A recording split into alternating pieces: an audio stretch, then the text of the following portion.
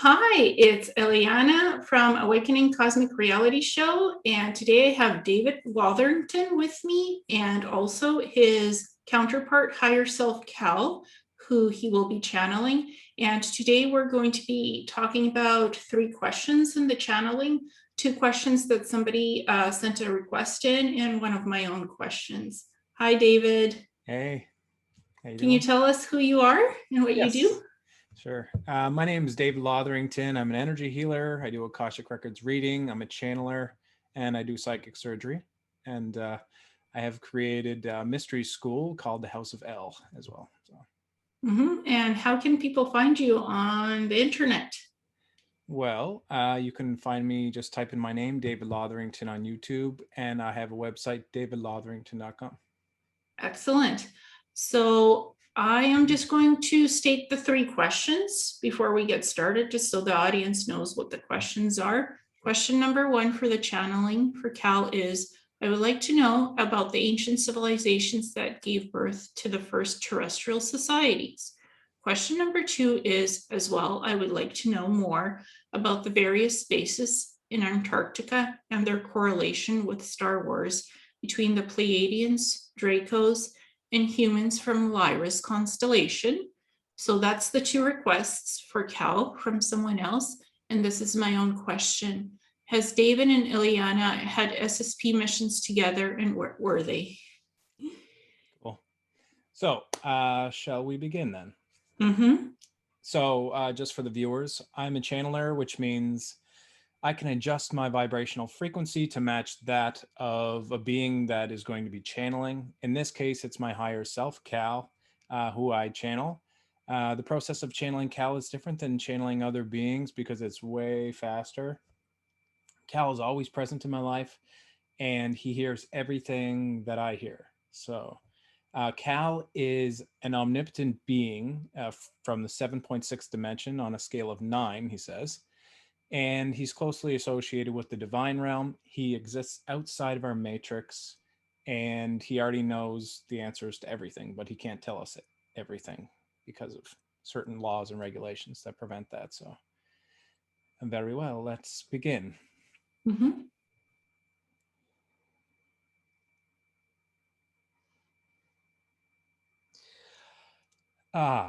Greetings. We are Cal. Hello, Cal. I'm Ileana. How are you? Greetings, Ileana. We are wonderful. Thank you for having us today. It is a pleasure to be here. Oh, thank you. I recently had a gentleman send in a request for 2 of his questions and one of my questions. So when you're ready, can I ask you the first question for the channeling? Yes, we have adjusted. We are ready now. Okay. So the first question is, I would like to know about the ancient civilizations that gave birth to the first terrestrial societies. What were those ancient civilizations? By terrestrial, are you referring to Terran, Yes. as in those born on Earth? Yes. The very first were not, there were many different lineages of humans before your lineage. Mm-hmm. So there are many different cultivations, or one might say, when one is a gardener, they grow many different seasons of crops. As these crops mature, they generate and uh, produce produce, which you eat and such. Um, and as the seeds from that last generation um, mature, they are chosen from the most successful genetic stock from the last generations of seeds. And Mm-hmm. so is the case with the human species. Now, humans have been progressively had the genes altered and enhanced in different ways to increase in the probability and propagation of the genetic livestock. Uh, yes, this is true, unfortunately. But there are many species, we are referring to the Annunaki, that have initially seeded your race. Now, they are the progenitors of your species, but they are not the only species who have created you. They created the original genetic template which you reside within. but that template has changed many seasons over. We would say waves of genetic material has changed as other species such as Yoctorians, the Pleiadians, Orions, there are Greys as well, and several other species which gave their genetic profile and added to this representation, which you call humanity. So the very first species, we believe we would be going back too far to help with your understanding of this particular question, because we believe that the question that this is asking is regarding Atlanteans and Lemurians. It could be any terrestrial societies that were ever created on Earth. Ah, well, there are several generations of human that were created that did not make notable change within the planet. They did not make it to create technology, nor did they create, we would say, advancements in science. These were humans technically, but these were more of a creature more similar to your Neanderthal. Mhm. Now, this was nearly 12 generations ago, or 12 seasons, before your generation. So it took approximately 4 or 5 generations of these Paleolithic species, Australopithecus, Africanopithecus. We are not sure quite the names what humans call them, but we would say that there are many different generations of these beings which are more Neanderthal in nature before we reached the climax, which was, we would say, the gem on top of the crown, which was the Atlantean race. This was a race that came and really took hold of the soul, which was its greatest advantage in its evolutionary path. Now, this advantage was due to the ability to unite the soul with the body and to be able to connect to the soul.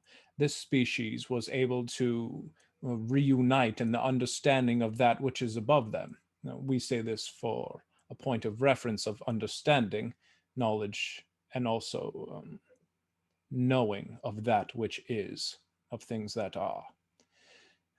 So the original species is the Atlantean. This was the first species of human that was able to come to the understanding and creation of technology, have very advanced concepts of mind, politics, humanities, and even ethical probabilities within their people and species. So we would say Atlantean would be the first. Mhm. We You believe also, there is more to the question, but if you wish to elaborate on the question. yeah, you also mentioned Lemurians. Yes, that is true. The Lemurians came much later in the development. We would say approximately 35,000 years later, they came into growth. Now, it is understood that the Atlanteans were present on the Earth some time ago, but they were the predecessors to the Lemurians.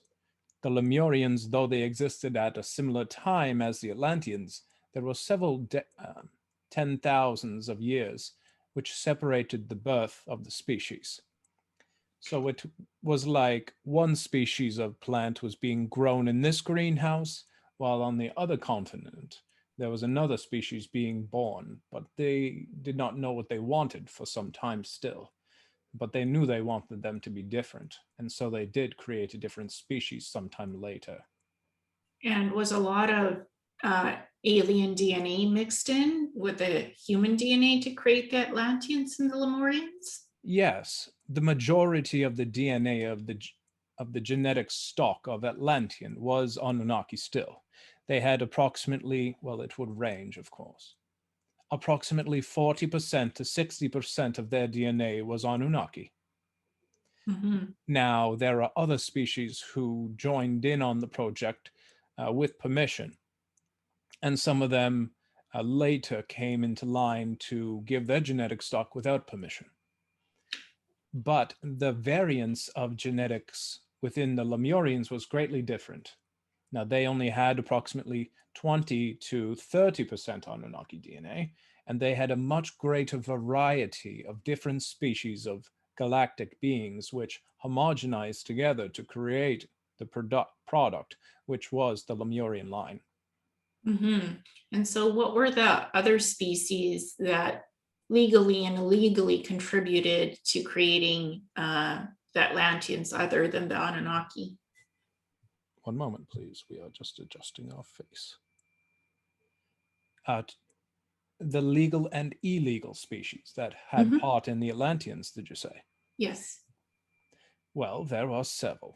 The first species which was allowed to give their genetic stock was the Arcturians. They are the first, besides the Anunnaki, to introduce the genetics into the system, which was a great compliment to the Anunnaki strain, because we did not want, we say we, because we had some part in the creation of the species, but it is fine. We will not get too deep into this. Now, the Arcturians are more advanced technologically than the Anunnaki species. We should call them Nibiru, actually, because this is what they would be. There are other species of Anunnaki that humans are not very aware of, and some of them that are, and more of them that they are aware of are of the negative alignment. But there are also positive Nibiruans. So, regardless, the Arcturian DNA allowed for a greater spiritual connection. Now, these Nibiru people, we do not have the proper term for you. It is not in the catalog of names for the channel, but we will call them this for now. They are very conscious and very aware. They live for millions of years. Arcturians can live for tens of thousands of years, depending on the species in general. But they wanted a line that they could trace that did not live for such a long period of time. So that it was required that they would introduce genetics that came from a different line, one that did not live for tens of thousands of years, nor one that did not live for 1 million years or more. So they chose to introduce species such as the gray into the mix. Now, this is somewhat of a paradox, one might say, as the grays are a species of human from your future timeline, but due to the ability of transmogrification and also time dilation, they were able to find themselves in their own past, which led to the creation of human, which will eventually become gray in the future in a particular timeline. In the other timeline, they will become Pleiadians. So this is enough regarding that. Regardless, this contributed to a much shorter lifespan. It reduced the lifespan from, well, the original creation was the Anunnaki and the Arcturian. This species lived for about 35,000 years, which was a bit too long. And as they progressively added more and more gray and other species DNA, they shortened the life of the stock to about 1,500 years eventually. But this took several thousand years to do. And what were some of the illegal species that contributed to creating the Atlanteans? Well, it was actually the Draco, which wanted to have some part in this conquering of genetic lines. They understood that they will have their way whether the Anunnaki liked it or not.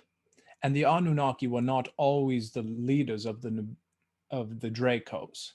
Dracos are somewhat rebellious, and at this time they were still rebelling against the Nibiru people. The people of Nibiru have been traveling across the galaxy for millennia. Yes, this is the best terminology we have for that time period, but for millions of years even. And when they are out of town, one might say, the Draco come to disrupt that which is built behind them. And this had occurred during the time period. So. And what were the legal species that created the Lemurians? Now there was a much larger variance in species. We believe there was 7 different species which created the Lemurian line. There were Fendorians, Atlanteans bred in with the Lemurians. There was Arcturians, Lyrans, Syrians, and a few other species. And they had some part in lightening up the genetic profile. There was, to this point, a great deal of reptilian DNA in the human line due to the Anunnaki DNA and that which is draconian DNA lineage. So it was, we do not want to say profitable, but it was meant to be that there would be more mammalian genetics in your stock genes of the future that was to be human. So they added more of the species that are more mammalian in nature to compensate. And what were some of the illegal species that contributed to creating the Lemurians? Well, there were some Atlanteans that were very rebellious. The Atlanteans actually incorporated some of their DNA into the Lemurian line. They knew at the time that it was a private stock. It was not to be interfered with from external forces. But as we should rephrase, the Arcturians are very peaceful, loving, and powerful. They are able to isolate the Lemurian line and prevent it from influence from external species. But because of the Atlanteans were already on the planet, they wanted to see the new brothers and sisters, and as they were co-opting on the same planet to help with the development of the species, as this was a platform for them to grow in consciousness. So what happened was the Atlanteans gave the genetics to Lemurians by inbreeding with individuals in the Lemurian line when they were very young and very immature. And this caused more reptilian genetics. It is somewhat of a corruption of the line that was to be Lemurian. But regardless, this is the end result. And who are the Anunnaki and what was their purpose in creating us here on Earth? Who are they? Well, they are a species of very advanced beings. They are who you would consider gods because they can control the consciousnesses of mankind, which means that for all of the people that are materialistic in the world, they, with one thought, the Anunnaki, can shift the collective consciousness of humanity to, instead of wanting material objects, they can want them to create war instead. And they can focus that desire to create war in any direction that they wish. So if they put the thought of, we want you to place war on the Arcturians, for example, they would be able to, regardless of the advancement of that species. They can control the minds of humans, and this is in your programming. So it is not just the program of creating war, but they could make you love Easter eggs more than anything else in the world if they wanted. They can make you love peanut butter and jam sandwiches more than anything else. So. And the Anunnaki, are they different species of beings or are they one specific species? Like, what kind of races are they? The original progenitor of what you would call an Anunnaki came back from the beginnings of time, essentially. They are not as, well, we are an eternal being, but the first Anunnaki were born, well, we cannot give a time scale, actually. Let us see. Yes, there was one race that was, It is difficult to describe with words. They were an energetic reptilian construct. They were very beautiful, and they still are. They are the original prime Anunnaki race. We do not have a name for them, but they were radiant, light green in color. They were not as large as the Anunnaki are today. That is a genetic trait that they have inherited. Those that are you may be familiar with on Earth, the beings with the large beards and the conical shaped skulls. This is a different lineage from the original Anunnaki, but there are several branches that have been created. Now, keep in mind, they have been created by a thought only, by creator beings, and so they came to pass. It was not through genetics. It was not through the change. It was born by the creation of a god, one might say. And they were blipped into this universe.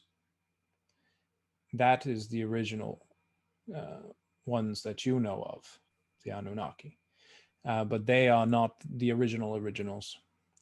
Regardless, there are approximately 6 different species of Anunnaki.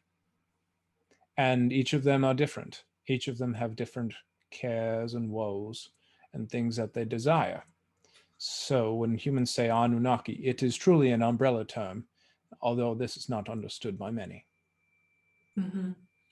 And the other question is as well, I would like to know more about the various bases that exist in Antarctica and their correlation with Star Wars between the Pleiadians, Dracos, and humans from Lyra's constellation. Now, there are 2 parts to this question. The first we will address regarding how many bases there are in Antarctica. And then we will address the correlation between Lyra and such. Mm-hmm. Now, there are 3 bases in Antarctica. One at the northern part of the South Pole, one in the southern part of the South Pole, and one on the eastern part. Yes. Now, there are 3 entrance points, and this is the reason for the different bases. There is one centralized chamber. This is... It is like a snow globe turned upside down. It is a very large hole, but it does not lead anywhere necessarily. And there is anti-gravitational issues when planes fly over this region. That is not the tunnels that we are referring to. These are 3 tunnels that go from volcanic regions, which were once a part of, we would say, a different world, when the world was not shifted geographically in the same way that it is now, when there was volcanoes on the South Pole. Now, one must understand this was a long time ago, but these were lava tubes that were formed, and they go very deep within the planet. So there are 3 bases. What would you like to know? To whom do those bases belong to, and what's their purpose? Well, we need to ask permission if this is fine to give you information on. There is one that is held and humans are not permitted on. This is the North Pole version. Mm-hmm. The North Pole hole. It is on the South Pole, but it is on the northern point of the South Pole. And this is, no humans are permitted in this. This is a mantid species, which lives in this area. Now, there are some Arcturian influences in this as well. And at times, greys also take shelter in such place. It is well known from different species that this is an outpost, a location where they can go for safe shelter for a period of time until they need to recuperate their losses, until they have recuperated their losses, so that they can move forward and continue with the rest of the journey, more as a stopping station. Now, the eastern base and the southern base on the South Pole are different. These are run by humans primarily. So, Mm-hmm. And what's the purpose of running these two bases by the humans? well, there are different purposes. They are quite variable, actually, so it is difficult to just surmise them in a short bit of words. But we would say some of them are dealing with relationships with other galactic beings. Some of them are propagating and cultivating different species of plants from off planet. Some of them are seeing if humans can survive, if there was an attack and the surface was destroyed. There are other programs as well that are taking place in there regarding your super soldier program and other ex- mm, testing sites for galactic craft and technologies on the planet's surface. Hmm. Are there Atlantean outposts in Antarctica? No, there are not anymore, but there was at one time. But this has been some time since that has happened. Are there still remnants of the Atlantean outposts? Yes, there are, but the Atlanteans have left the planet primarily. They only exist on the inner circles of the planet. Mm-hmm. Because from my experiences, having served in Antarctica, I got to see these 11 Atlantean outposts. I didn't see beings in them. I only saw ancient technologies from the ancient builder races and Hmm. Atlantean stuff. So those bases are still there, but they're not operated by anyone. Is that true? Yes, well, humans always try. But a lot of the technology that is passed down by the Anunnaki, this is most likely the technology that you have seen. And the technology cannot be used by anyone besides Anunnaki. It is a genetic quantum device that requires the profile of Anunnaki genetics to be able to use the technology. Do I have any Anunnaki genetics in me? No, you do not. Good. Do I have any reptilian genetics in me? Yes, but only a small amount. Okay. And the second part of the question, is there any correlation with Star Wars in Antarctica between the Pleiadians, Dracos, and humans from Lyra's constellation? Pleiadians, Dracos, and what was the third species? Lyrans, humans from Lyra's constellation. Ah, well, the story had to come from somewhere, you must understand. Mm-hmm. Now, it is like, yes, the story came from a telepathic vision. It was three triangular large craft, like it is presented in the very first movie of Star Wars. We believe it is number 4 to our recollection, where there are three large triangular shaped craft moving forward very slowly. This was the original image that was given to the being who received it, and thereby granting an open passage through meditation to find and to pull that string. Our hair is in our eyes. One moment, please. Very good. This was the string that was pulled. And as one pulled the string, it unveiled a plethora of information of galactic wars that had taken place. This Death Star is something of a. Several of them exist in the universe, one must understand. And there are different species that have their entire race located in bases, such as this. So, what you see in the movie is very rudimentary, actually, but the technology is vastly superior to what you would see in the movie. Regardless, there has been a war for several eons of time in Orion. Uh, Now, the wars that have occurred in Lyra have taken place much before the Orion Wars, even though some overlap in time. But the Lyran Wars happened a long time before most other wars. It was when the universe was young. Mm-hmm. And were the Palladians ever involved in any of the Star Wars programs or battles? Well, Star Wars is a very generic term, Mm-hmm. but we would say the Pleiadians usually like to stay away from war where they can. There are several lineages of Pleiadians, such as the Aryans, who have a better composition for war. They have better structures genetically. They have faster reflexes. They are more aggressive. So they have greater tendencies to move forward in times of war rather than be reticent of such a concept. So there is great variety of Pleiadians that take part in Star Wars, we would say, but it is truly just the understanding that galactic races do have turmoil from time to time. Yes, so it was mainly like the Dracos and the Lyrans who were fighting in the Lyran Wars. Yes, this was the primary, we would say, two people fighting each other.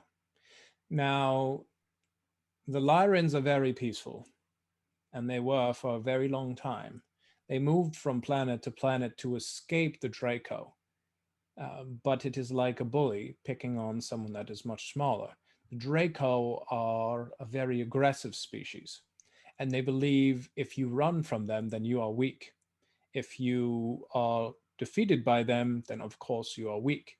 So they use this to bolster their confidence, to not respect the fact that they left the planet and then they feel bad.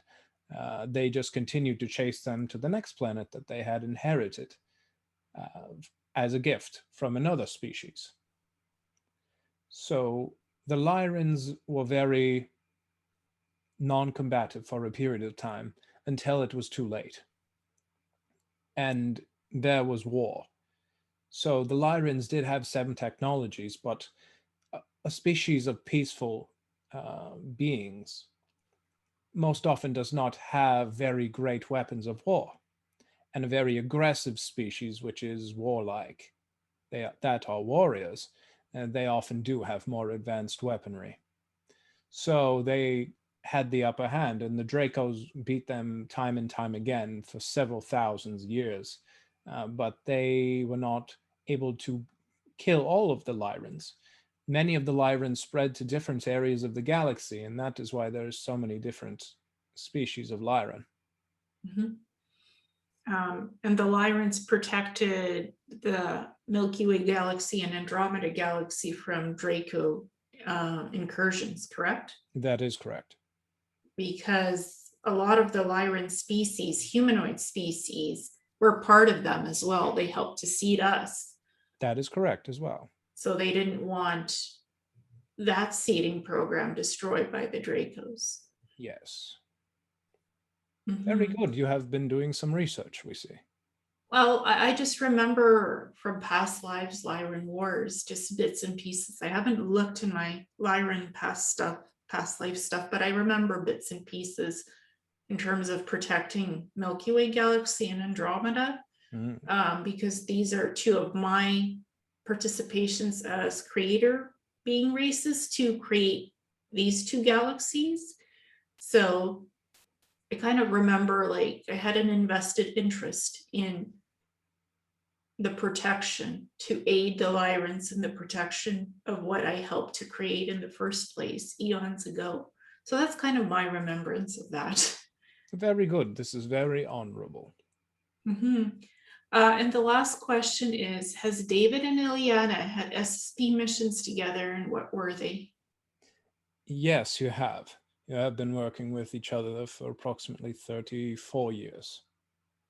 So there have been many different missions over periods of time. You're not always working together or anything of this nature. But there are groups that work together most often from time to time.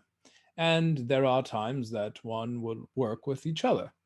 So it is natural. And many of the people in this super soldier program that one is familiar with from the Terran's perspective, they cross over and do time with other people because it is often that the group members are crossed over we would say a pod of 3 people will often be crossed over with another pod of 3.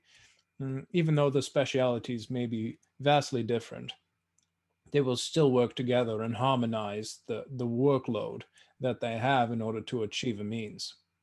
Mhm. Are there any specific missions where David and I worked closely together for something?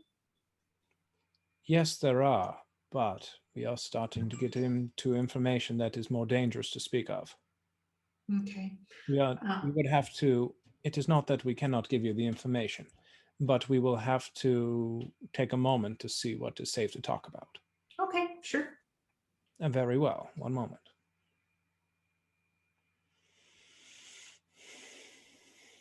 Yes, we can tell you of one. Mhm, You have done work together on Mars. mhm, Now, during this mission, there are an ant species, which is a terrestrial species to the planet Mars. It has been naturalized as it has been there for several tens of thousands of years. They have not been the natural species that was there, but they have colonized regardless. They are rather neutral in their aggression. And regardless, primarily the mission was working with each other to monitor the colonization of this antid species, to see how far do they have colonies, how far do the colonies go, and from a mile radius perspective. Uh, and several of you have excellent abilities in doing such a thing uh, in alternate bodies. In alternate bodies. mhm. Um, And what alternate bodies were we in when we were on that mission to monitor the ant species colonization? Well, this is difficult to answer that. What bodies were we in? You are in the bodies. Was it cloned bodies, human Yes. biological cyborgs? Well, it is difficult to answer, and we will say why. There are several generations of time periods that you have been to Mars. In some generations, you do not like implantation. In some generations, you do. And this is dependent on the body, which is cloned. We would say, yes, the body is cloned, your body and David's as well. But these bodies are variable. And sometimes a generation is programmed to want organic enhancement, and sometimes they are programmed to want synthetic enhancement. If they are programmed for synthetic enhancement, then it is likely that you'll have cybernation and other components that are cyberdized. Mhm. Have David and I ever had past lifetimes together? Yes, of course, many times actually. You are old And friends. okay, interesting. Can you talk about some of the stuff that we did in our past lives together? Yes, is there anything in particular you are interested in? The most important past lives and what we did together in them. Well, rather than getting into details of things that are not so relevant as to today, and to keep the privacy of the channel, Mhm, understand, we would say that you are in his second circle. Now, soul families are divided into primarily 4 rings. The first inner ring, which we would say is the center of the bullseye, this is the closest soul family that you have. mhm, These may be brothers, sisters, lovers, and things of this nature. mhm, In the secondary ring, there are beings like aunts, uncles, grandparents, for example, and friends. You are a part of his secondary soul family ring. Now, the third ring would involve family pets, cousins, more distant cousins, we would say, and friends that you see from time to time. And in the mhm, fourth ring, these are individuals that you do not see very often, but when you do, it resonates with your heart. It is nice to see them, and you always get along quite well when you see them. but they only have a small percentage of experience in this incarnation which you are living. Mhm. So you would say that in past lives, David and I have been close friends. Yes, in many lives, because you are only in the second ring. Hmm. Yeah, I never felt like I had a romantic connection or a brotherly, sisterly connection. I always felt like it's been friends and some SSP experiences together. Yes, that is true, and you have been his aunt as well. Interesting. Has my cat Mia had any interactions in past lives with David? Well, we would need to connect with your cat first. Yes, please. And no, we do not believe this is the case. Okay, sure. Is there any message that you would like to impart for us today for the audience? Well, before we do that, we would say your cat is in your third ring. No. Very well. Yes, a message for the planet, or perhaps just for your viewers. Mm-hmm. Perhaps both. Many of you on the planet are undergoing a difficult time at this time. It is important to know that things in your life are going according to plan, if you can believe it. There are many things that you may be perceiving as bad, but there are also many things that are happening at the same time in your life that you are not perceiving as being good. If you change your awareness to shift from that which is negative to focus on finding the things that are positive in your life, this will change you. It will cause your mind to manifest things that are good. It will shift your awareness to a different reality. And by doing so, you will become a part of this new reality where things are not as bad, where the virus is not as dangerous, where it is not as effective and eventually dies off. So it is dependent on your mindset and that which you see in your everyday life and how you take these experiences as you take them, dependent on what reality you will manifest for yourself. If you are a person that is very paranoid, that you think the government will destroy you, that the virus is the devil, then what will happen is you will manifest a more dark reality, one that the virus does take hold, one that, well, not necessarily, but it is more likely, and it will do more damage in the populace. So there are many optimal timelines and there are many unoptimal timelines. And we do not believe that is quite a word, but we would say that because of these unoptimal timelines, it is because of fear. Fear manifests the dark things, and love and kindness, courtship and friendship brings forward the lighter timelines, which is the ones that are most optimal to experience, we believe. Mm-hmm. Very well. This is our primary message. We want humans to know that it is important to focus on that which is good in life rather than that which is dark, and you will find fruit growing on many trees in your life. Yeah, what I've psychically picked up is the virus is just a distraction, like many other things have been in the past. So it's something to not be afraid of. It's not something to be paranoid about. It's not something to give your thought to That is or correct. worry about, because again, it's just part of history and it's part of a distraction for greater changes in reality that are coming forward soon. Yes, and one thing that we cannot delve too deeply in as it would take too much time, but perhaps another day we can speak of such a thing. There are many individuals that you may see are dying on television because of the virus. Many of these individuals are known as NPCs, or in a video game, they would be known as non playable characters. These are the characters that give you quests. These are the characters who just walk around in the village of the video game and they serve no purpose, only to add some comfortability to the video game player's experience. So, we would say many of these beings are a creation of the Matrix. They are not souls like you and I. They are part of the consciousness matrix. due to the shift. There is many details to say and speak of in this regard. But the planet has already shifted, and you are in the positive timeline now.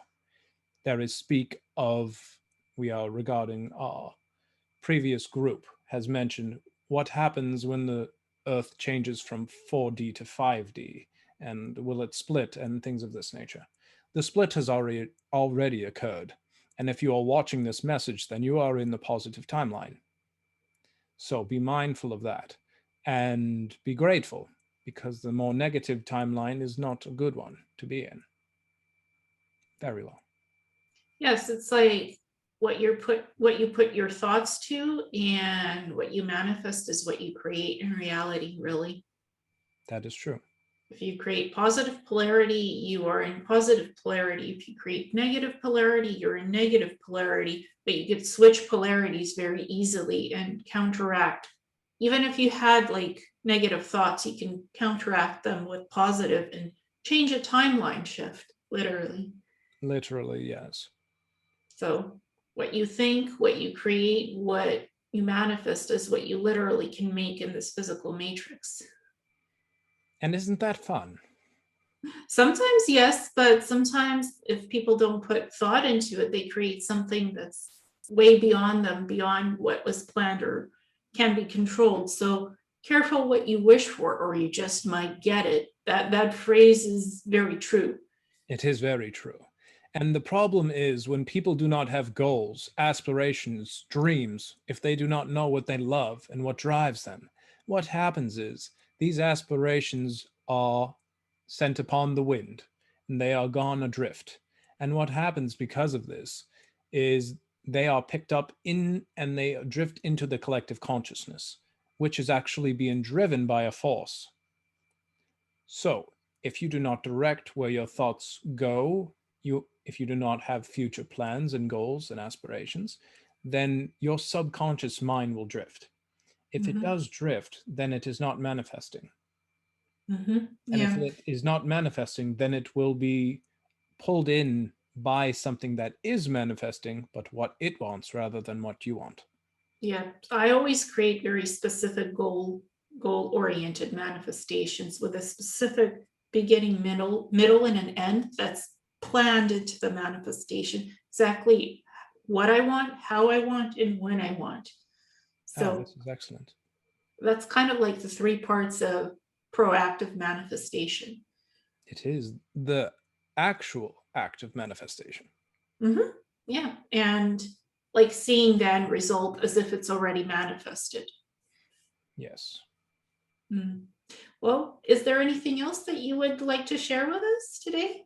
Well, we would like to let everyone know that we are very grateful for having us upon your channel. And we wish the best to all of you and your viewers as well. Well, thank you so much, Cal. Can I ask you what's the significance behind wearing a coat that you like? What's the significance behind that? Well, our coat and as well the color that we are wearing now is somewhat symbolic to that which we resonate with. It is a symbol of regality, of gesture, of clean, concise, and beautiful, what we believe is. So this is why we often choose to represent ourselves with nice colors and a coat, even though that is not the case today. Yes, I felt like wearing something vibrant and peachy, which is complementary to your kind of red, interesting color. Yes, it is more of Burgundy. a prune or perhaps a burgundy color, but yes. Yes. Well, we coordinated today. Yes, it is a reflection of what you are presenting to the world, remember. Definitely. Well, thank you so much, Cal, for coming in. Very well. Thank you very much. Please book a session with Ileana. She is very wonderful. And David as well is quite a good channeler, as one might see. But regardless, thank you for coming, everyone, and goodbye for now. We are Cal. Goodbye. Goodbye.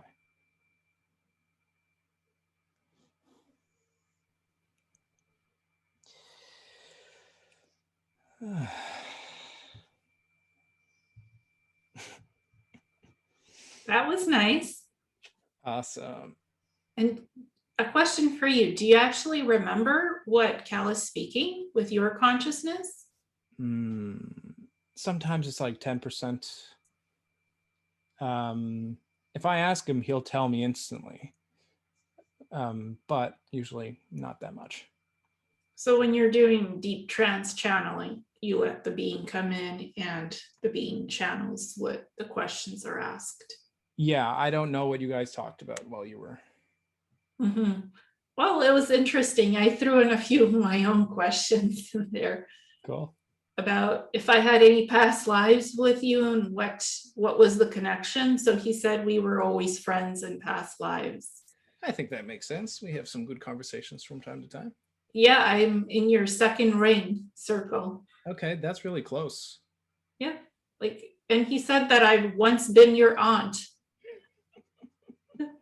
So that was interesting. I asked him about some of my own DNA stuff, and it was interesting. So I find him very concise and precise. I hope it was fruitful. Yeah. Yeah, I did. I found his answers are very to the point, and he gives clear answers. Yeah, he cuts the shit. Yes. You know what I mean? Like, he is very clear. And when he Yeah. doesn't like something, he will just outright say it. Well, I didn't ask him anything that was towards asking about future stuff. I never ask about that because I know time corp and stuff, like it prevents us from asking certain things about the future because I was part of time corp, so I know the temporal guidelines. You know, what he told me was that when he talks about, he's still here, when he talks about something that he's not supposed to, what happens is it creates a ripple. And Time Core looks for these ripples. And when they find the ripples, they have to go back to that moment where the ripple was created. And then they see, will it affect the timeline or not? If it does affect the timeline in a not great way, then they have to change that. So it makes work. And then they have to put initial dampeners on Cal as to what he's allowed to do. Yeah. Or say. Because time corp, the time corporations, they're like the time police, really, the temporal police. And if you step out of time literally and try to create something that's not meant to be, they will intercept and they will revert that and erase it like it never happened. Or they'll shift it like it did happen, but it doesn't make an impact and it doesn't affect the timeline at all. It's like quantum slipstream technology. They have them, they could go in and out. And some of the beings are human. They're higher versions of us that serve on Time Corp, and some of them are ETs. You could say there are higher selves that serve on Time Corp, or there are other ETs. Because I was in Time Corp, I saw their technology and how they literally, sometimes they even give time traveling tech to the SSP programs. The SSP programs that are not interfering with so much messing with Earth and Mars. So that's a lot of responsibility to have. So, well, I mean, they are responsible for this universe, our universe. Time Corp manages this universe to make sure that we don't destroy this universe. As far as from what I remember being in Time Corp. Cool. I don't know a lot about them, to be honest. I know their vision statement and their policies. So I was more like, well, these are the policies of time travel, non-interference, interference, like what do you clean up, what do you change, what you can't change. So I was kind of like in the policy stuff. And I don't really want to time travel and go into different realities and stuff. Honestly, I just like to make sure that the future is clean and that there's things for us in the future that we survive.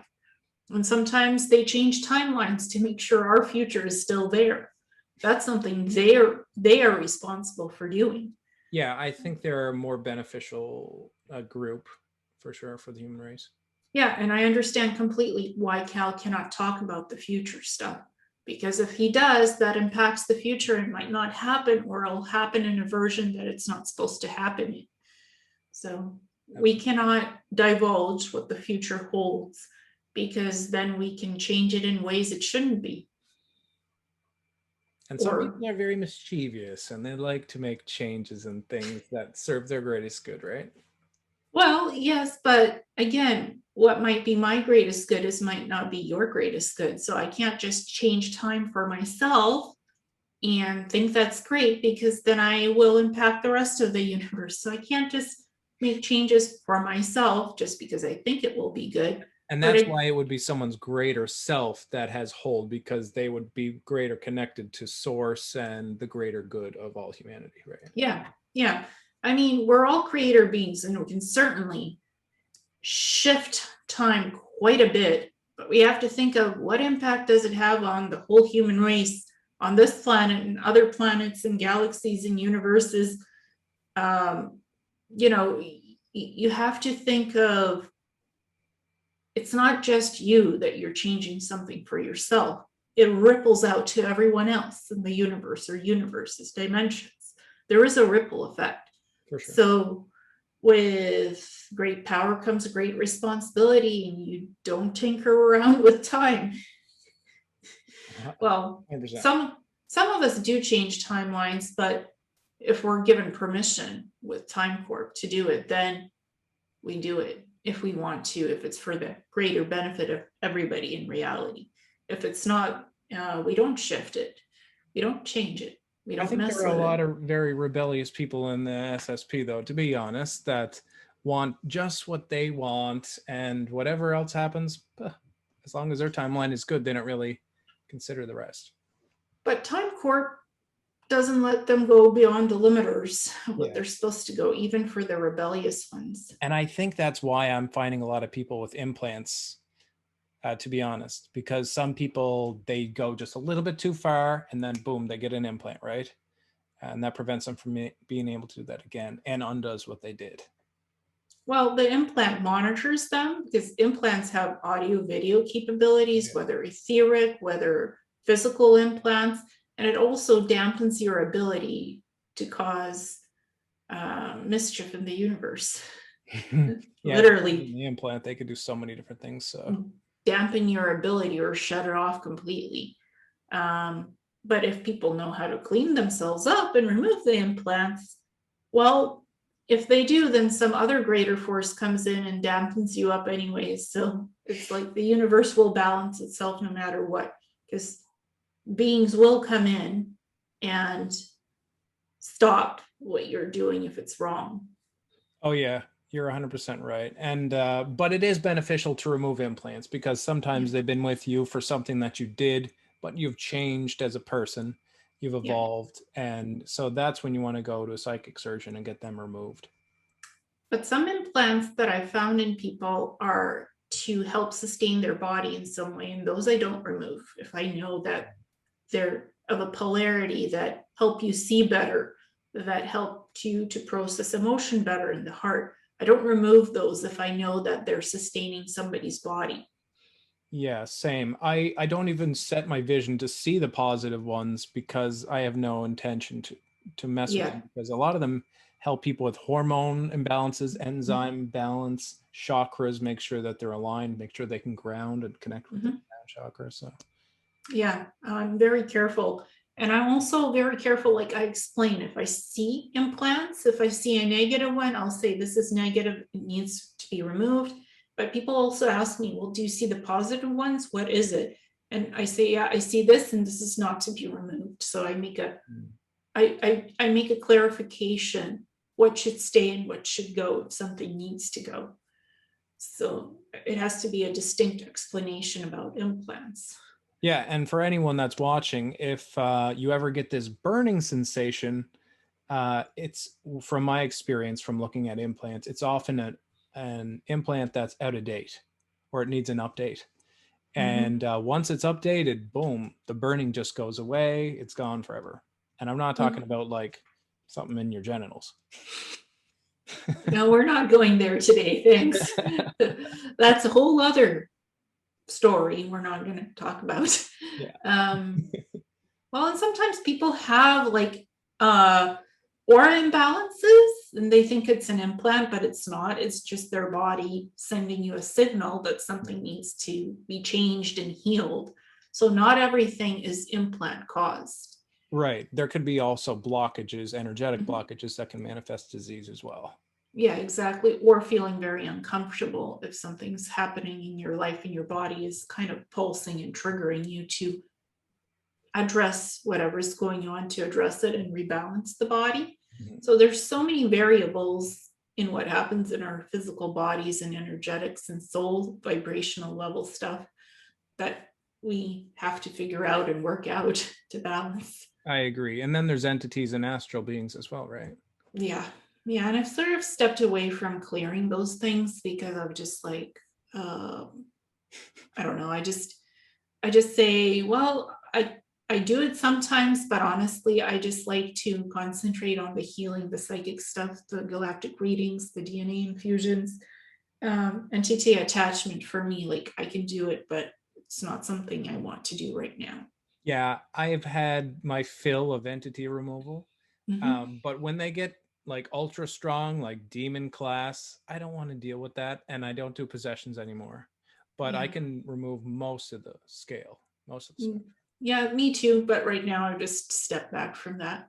Mm. Honestly, I prefer to focus on the healing and the psychic stuff. For me, that's great.